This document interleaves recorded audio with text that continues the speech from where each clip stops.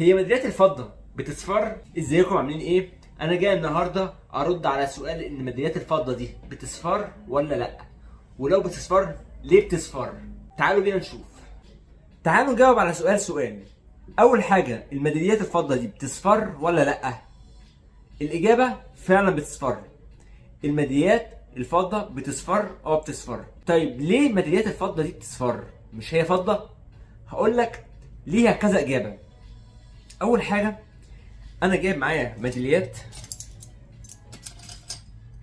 فضة، ميداليات زي دي كده وزي كده. انتوا طبعا شايفين ان الميدالية دي والميدالية دي مصفرين، اما الميدالية دي عادي خالص، لونها فضي عادي خالص. طيب ايه السبب بقى ان الميداليتين دول بيصفروا والميدالية دي مش مصفرة؟ هقول لكم انا ليه.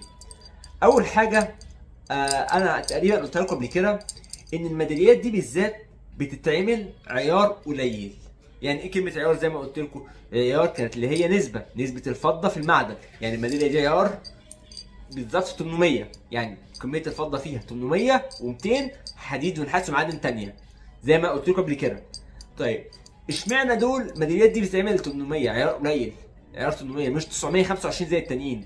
زي ما جبت لكم برضو على السؤال ده، قلت لكم الميداليات بالذات بتتعمل 800 مش 925، عشان لازم يتحط لها 200 معادن انشف من معدن الفضه اللي هو الحديد والنحاس ومعادن الانشف، عشان الميداليه تستحمل تشيل مفاتيح، تستحمل الخبط، الرزع، الرمي، كل ده الميداليه لازم تستحمل، تبقى ناشفه، ميداليه ناشفه مش ميداليه طريه.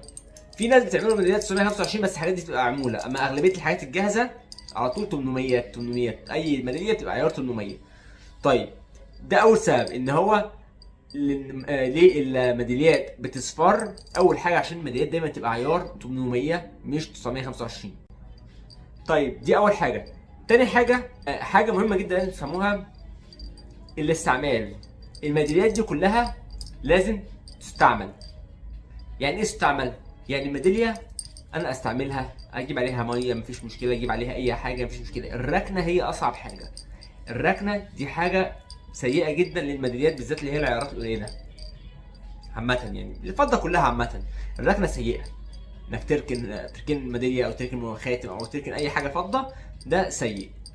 اهم حاجه استعمله، هات عليه ميه، هات عليه اي حاجه مفيش مشكله، يعني خليه معاك دايما. وانت مثلا بتغسل ايدك وكده ايدك مبلوله، لو جت عليها ميه مفيش مشكله عادي خالص، كل ده كويس ليه، مش وحش. مش ما يبقاش جاف، ما يبقاش ناشف كده والتراب يجي عليه ويعمل لك طبقه فوق طبقه الفضه اللي هي طبقه الاصفرار ده، يكون عايز يتلمع تاني تلميع موتور. فالكلام ده كله هو بيسبب له اصفرار، اللي هو ده اللي احنا شايفينه ده. تمام، دي حاجه تانية. طيب معنى كده ان انت الميداليه دي تستعملها؟ لا، انا دي برضو مش بستعملها. طب ايه الحاجه الثالثه، السبب الثالث المهم جدا؟ السبب الثالث يا جماعه، ان انا الميداليات دي لو انا ما استعملتهاش برضو، يعني في ناس كتير هتكون مش عايزه تستعمل ميداليات، لو انا ما استعملتهاش وعايز احافظ عليها، او احافظ عليها ازاي؟ قلت لكم برضو تقريبا في فيديو قبل كده انها تحط في اكياس زي دي كده شفافه. اكياس زي دي شفافه يا جماعه.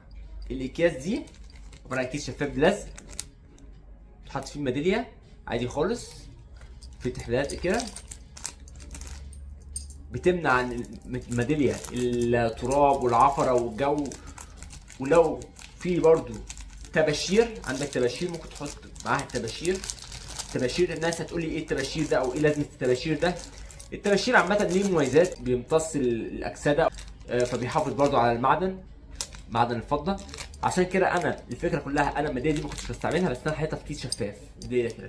اما دول كنت عارضهم عادي خالص على التراب والجو وكده. بس انا عامه اولا واخيرا ما يهمنيش، انا عندي موتور بلمع موتور مفيش مشكله، في دقيقه اخليهم هم نفس اللمعه ترجع. دي الفكره كلها. يبقى هم دول الثلاث اسباب الرئيسيه ان الميداليه دي بتصفر ليه وما تصفرش ليه. اول حاجه قلنا عشان انها عيارها قليل، مش زي الخواتم والحاجات اللي عيارها عاليه 925، لا دي الميداليات دي كلها بتبقى عيار 800. وقلنا ليه عيار 800؟ عشان تبقى ناشفه. تاني حاجه قلنا عشان هي ما بتستعملش، بتبقى مركونه. تالت حاجه عشان الركنه مش محطوطه في مكان مغلف باكياس شفافه مغلفه زي دي كده، ممكن قلنا مع الاكياس المغلفه دي نحط معاها الطباشير عشان يمتص الاكسده او اي حاجه تانية تاثر على المعدن، معدن الفضه. تمام. وكده وكون قلت لكم كل حاجه تقريبا، ورديت على السؤال ان الميداليات دي بتصفر ليه وبتصفر اصلا ولا ما بتصفرش. هو قلت لكم ايوه فعلا بتصفر بس لما تتركن وتساب زي كده. ويا رب اكون افدتكم، وما تنسوش تدعموني، تعملوا لايك وسبسكرايب، ولو حد عنده اي سؤال تاني يقول لي على طول. وشكرا.